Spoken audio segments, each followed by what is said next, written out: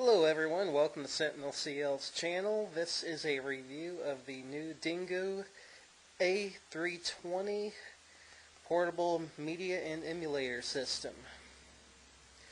What we have here right now is a size comparison going on, just in case for those of you confused that there's three systems in this. This will be a three-part review, with part 1 focusing mostly on hardware, part 2 focusing on the official software, and part 3 focusing on the Dingux Linux version of the software. Okay, first up is our size comparison. Here you see the Dingoo versus the PlayStation Portable PSP. As you can see, the system is a little bit bigger than the screen. Overall, that's about it. And there we have a size comparison of the DS open, DS closed, and for thickness, you can see it's much thinner than your DS, and once again significantly thinner than the PSP. Now, as far as hardware goes in this system, there's the front. You've got your standard 4-button layout, D-pad, start and select buttons. Top of it has your R and L triggers. This side has your reset switch and the built-in microphone. Bottom has a mini SD card slot, USB and audio-video out, and the speakers. And over here we have the headphone jack and the power switch.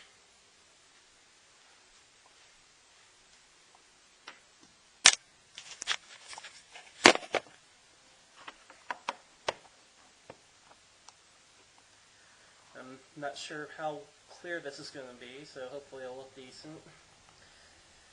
The system standard firmware comes with some pretty good emulators. You've got CPS2 and CPS1 Capcom Arcade Emulation, Game Boy Advance, Neo-Geo, regular Nintendo, Super Nintendo, and the Sega Genesis.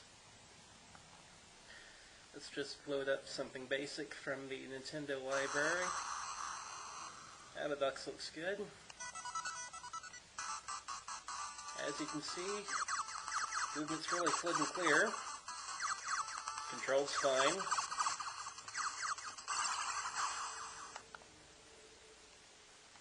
The one big issue I have with this is there is a glitch with the Y and B buttons, to where if you hit the Y button, the hardware acts as if the B button has been depressed, even if it hasn't. A good game to try see the issue here is in Mega Man X on the Super Nintendo. We'll load it up real quick. Try to zoom this out so you can see what happens. You can also see the Super Nintendo emulator is kind of jumpy on the speed issue. So, charge the X-Buster. Nope, I'm still holding the button down, but you jump and it automatically fires. Please keep in mind that this issue is not in the Linux version of the software. It's only in the official firmware, and also the Super Nintendo emulator runs significantly better under Linux. As well, the Linux version features MAME support, as well as Sega Master System. The system also supports video and MP3 playback, has a built-in FM radio tuner, built-in microphone recorder, picture viewer, standard text viewer, TV out, and of course your standard system setup and file browsing. It also surprisingly can handle 3D graphics, which rather surprised me. If you go in apps, load up 7 days, give it a minute to load.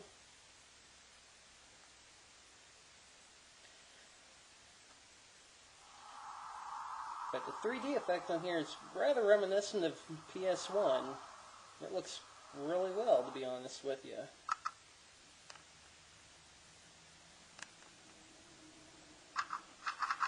Okay, there's a preview of the standard software. Let's load up the the Linux version real quick.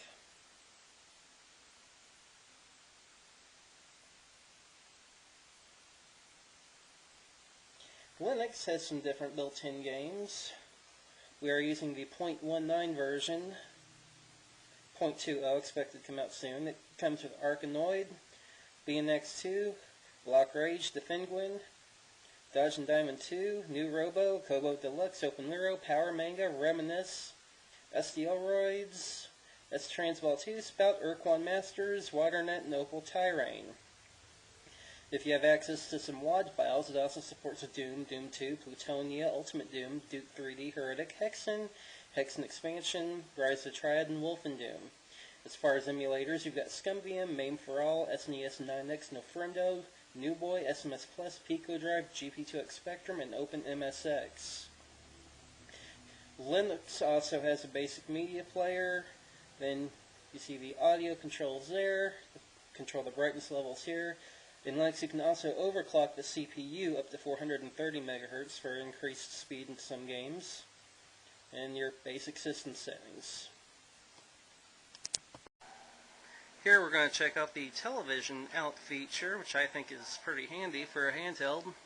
You go over to the TV, go connect the TV, we hit A, and boom, there you go. I'm going to do this one-handed real quick just to give a demo. All the emulators in the official firmware work on TV outs. Now if you're in Linux, so far they don't have TV out supported yet. We'll see if it comes or not. Load up Abadox. I'm sure you guys will figure out if it's actually a favorite of mine.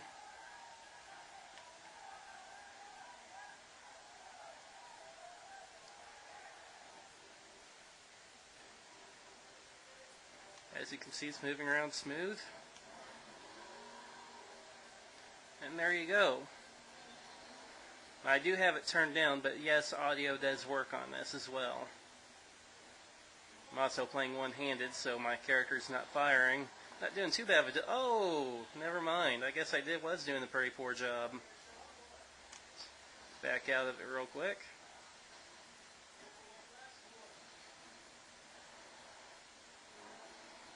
And just to demo another emulator, we have the Game Boy Advance. Everyone likes Advanced Wars, right? This one's a cute little loading screen. And as you can see, the Game Boy Advance simulation's also well. As a matter of fact, surprisingly, the Game Boy Advance simulation is almost 100%, which is strange considering that the Super Nintendo version isn't, but hey, you know, pick and choose. You can still play at least a lot of the Super Nintendo ports at 100% speed on the Game Boy emulator instead. One of the detriments to this system is that it does use mini SD instead of micro SD. However, it does support micro SD adapters, and it also supports micro SDHC cards, which means that you can add up to 16 gigs of internal storage on a micro SD card using a mini SD to micro adapter. And that's our overview for part 1. On our next part, we're going to check out some of the included games, some of the emulators in more detail, some of the other system settings, and check out what it ships with whenever you actually get it. And then in the follow-up to that one, we'll explore the world of Linux on the Dingoo, check out some of the pluses and minuses of running Linux compared to the other firmware, explore the dual boot function, and more or less, see how you can get the best of both worlds.